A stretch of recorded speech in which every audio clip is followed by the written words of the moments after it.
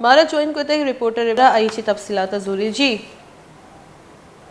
जी बिल्कुल, आज Stewart road पर जो है एक गली के अंदर नई इमारत तामीर की जा रही थी, जिसका जो है कबल इस वक्त शेल्टरिंग खोल दी गई, जिसकी वजह से पूरी इमारत गिर चुकी है,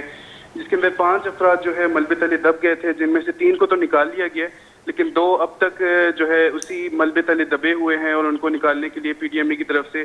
कार्रवाइयाँ अमल में लाई जा रही हैं। जी बिलाल, जो 3 लोग निकाले गए हैं इस मलबे के नीचे से, अब उनकी हालत कैसी बताई जा रही है? जी, उनकी हालत तो खतरे से बाहर है, लेकिन जो 2 अफराद अभी तक फंसे हुए हैं वो इस कदर बुरे तरीके से फंसे कि उनको निकालने के लिए बहुत तको-दो की जा रही है। पहली गली भी छोटी है, उसके अंदर गैर कानूनी तौर पर बड़ी-बड़ी इमारतें बनाई जा रही थी। एक प्लाजा भी यहाँ 5 मंजिला इमारत खड़ा हुआ है, तो उसकी वजह से जो है ये इमारत मद्धम हुई है। जी बहुत बहुत शुक्रिया बिलाल फिरोज़ हमारा तफसीलात है कवता क्वेटा स्टूवर्ट रोड के उदची जो मलबे चीरची 2 मर्दम कशक बुतगा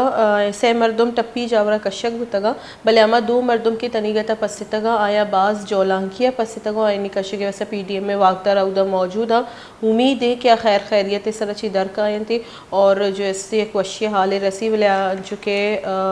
बिलाल गोशगा बुता आबाज जोलांकिया पसितगा और पीडीएम में निमगाची कार्रवाई करने के एक बास तंके गलियां नहीं तो का जिस के मजनी मजनी जैसे माड़ी जोड़ कनक बोगे जो कि गैर कानूनी भी हस्ते अगर के ये जैसे डिस्ट्रिक्ट लेवल है तो का अगर बेचारे उम्मीद करी कि जो 2 मर्दमा आहम खैर मलबे तरह चीरा छी दर कनक भी बाय दा हालत इमा बरी।